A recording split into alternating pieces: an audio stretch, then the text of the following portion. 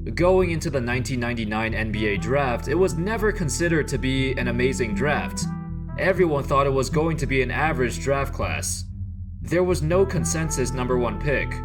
A couple of mock drafts had Lamar Odom going number 1, and a couple others had Elton Brand going number 1. It turns out Elton Brand would go number 1. The Chicago Bulls, just 1 year prior, saw Michael Jordan win his last championship with the team and subsequently retire shortly after. The team went into full rebuild mode and traded away Scottie Pippen as well. So, of course, the team was now terrible and finished with the 3rd worst record in the league.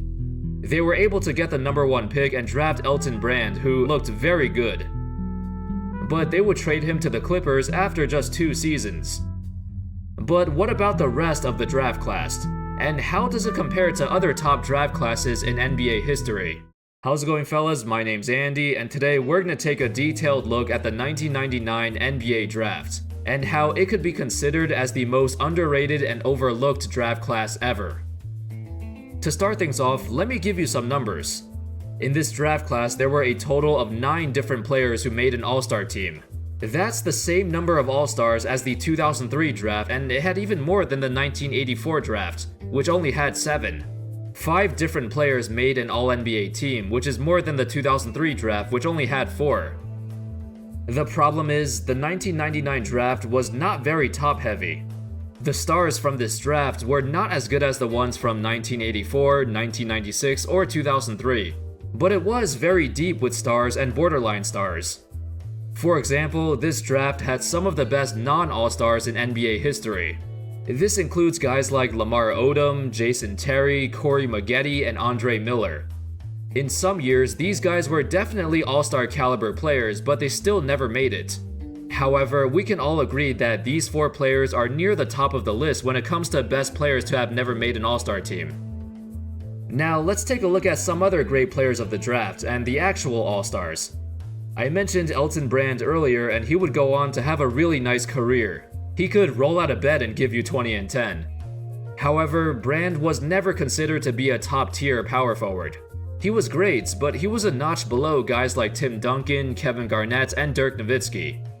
His most memorable moment was in 2006, where he had the best season of his career and led the Clippers to their only playoff appearance in that era. A couple years later, he suffered a terrible Achilles injury and was never the same player again. The number 2 pick of the draft was Steve Francis. He was selected by the Vancouver Grizzlies, which he did not like. Francis publicly said that he did not want to play in Vancouver for a couple of reasons: the higher taxes, and he did not want to move his family to Canada. There was also an altercation at the airport in Vancouver where some people thought that he was a rapper. That was the final straw for Francis, and the Grizzlies had no other choice but to trade him. Overall, the rest of his career played out pretty well. He was a 3-time All-Star in Houston, one of the most explosive point guards we've ever seen. However, as the years went by, Francis started to clash with his coaches and also discovered that he had an illness called Meniere's disease, which caused his game to regress, and he also did not have the hunger and motivation of other stars. All these reasons were why his career rapidly fell off and retired at just 30 years old. The number 3 pick was Baron Davis. Both him and Francis set the standard for the modern-day explosive, yet sometimes erratic point guard. While Davis had his best individual seasons in Charlotte, his most memorable ones came with the Warriors. As the best player on the We Believe Warriors, he had a series for the ages. In the first round of 2007, Davis averaged 25 points, 6 rebounds, and 6 assists on ridiculous efficiency. The Warriors knocked off the 1-seeded Dallas Mavericks, and this was by far the best series of his entire career.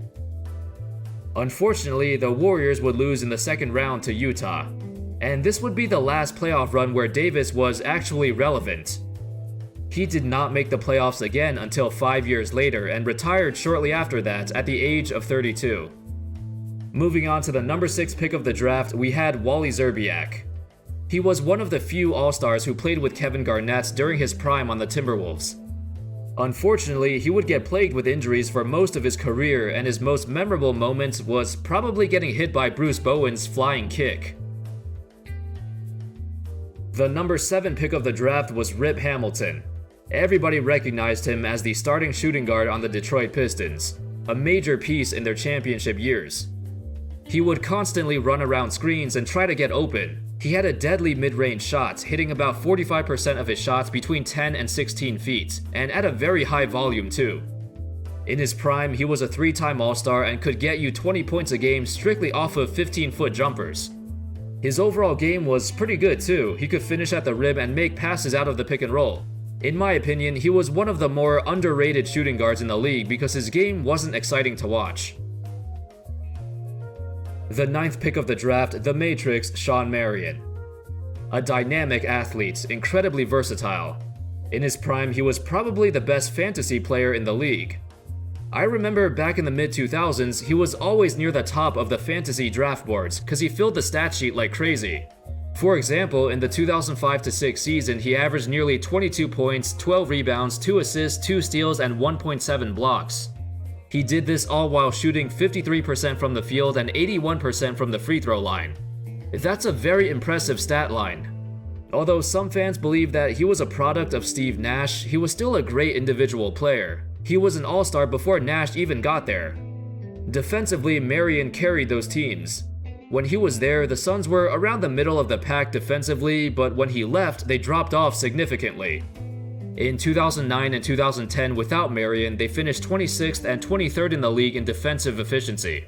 Later in his career, he would also play a huge role in helping the Mavs win their first ever championship. The 16th pick of the draft, Meta World Peace, formerly known as Ron Artest. A player who was always known for his erratic behavior and short temper, getting into a ton of controversy throughout his career. But nobody remembers how good he really was. In his prime, he was arguably the best perimeter defender in the entire league. In 2004, he won Defensive Player of the Year, becoming the first perimeter player to win the award since Gary Payton in 1996. During an era dominated by big men, Artest was still recognized as the best defender in the league, taking the award from Ben Wallace that year, ending his streak. Even in his later years, Artest was still a very productive role player, winning the championship with the Lakers in 2010.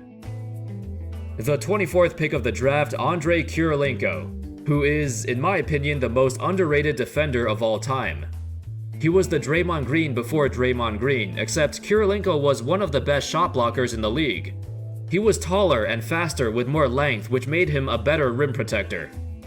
From 2004 to 2006, he averaged nearly 16 points, 8 rebounds, 4 assists, 2 steals, and 3 blocks a game. AK-47 was considered as the ideal Swiss Army knife player. He could do everything on the floor and everything the team needed him to do. Despite the Utah Jazz playing a starting frontcourt of Carlos Boozer and Mehmet Okur, probably the worst defensive frontcourt in the league, Kirilenko mitigated their weaknesses and single-handedly led the Jazz to a top 10 defense for multiple seasons. Unfortunately, at the young age of 25, his game all of a sudden dropped off, and you can see it by the numbers. It was for a couple of reasons. His role changed dramatically and he didn't get as many touches as before, even getting benched sometimes at the end of games. Former coach Jerry Sloan said that, "I'm not trying to hurt anybody's feelings or anything. My job is to win. The way you do that is to have everybody play hard and play well. We can't do it any other way. We need Andrei's play. We need him to come and play." But another reason for Kirilenko's sudden downfall could be his obsession with World of Warcraft. According to Tim Duncan and Channing Frye on the Road Trippin' podcast, listen to what they say here. Fun fact, me and Tim Duncan used to be in the same guild in World of Warcraft. We did, really? Yeah. Nerd alert. Yeah, we were. Okay, but we were serious. How serious was Andrei Kirilenko, though? Yeah, no, he had like 4 or 5 maxed out players. Yes, he just he was crazy. He had about 8 of the highest level characters ever. And I can't believe his game went down. I remember I was going to get a DMP, and we were playing Utah, and it was 3 in the morning, and all of a sudden, he's like, you see his character run across, he's like, "Channing, what's up?" And I'm like, "Don't you play tomorrow?" He goes, "Yeah, probably." And I'm like, yeah, that was all of us, though. Yeah. So apparently, Kirilenko was playing the game a lot and it certainly affected every other aspect of his life. Anyway, the last All-Star of this draft came all the way at number 57, Manu Ginobili, a first ballot Hall of Famer, one of the greatest international players of all time. Despite being picked so low, he's the most accomplished player in this draft class, especially outside of the NBA. He was a EuroLeague champion and won the Olympic gold medal in 2004, toppling the heavily favored Team USA. Of course, Ginobili also won 4 championships, the most out of any other player in this class. Those were the 9 All-Stars of the draft and the 4 other borderline stars I mentioned earlier, but there were a ton of other good role players as well. This includes guys like James Posey, Devin George, Jeff Foster, Chris Anderson, and Raja Bell. Also, the first ever Chinese player to get drafted to the NBA. And that's all, folks. That sums up the story of the 1999 draft class. While it was a draft loaded with very good players, there weren't any players that were considered as top-tier superstars. None of them are even top 20 or top 30 players of all time, but that's okay. It was still very deep, and while it doesn't compare to 2003, 96, or 84, I'd still say it's a top 5 or top 6 draft of all time.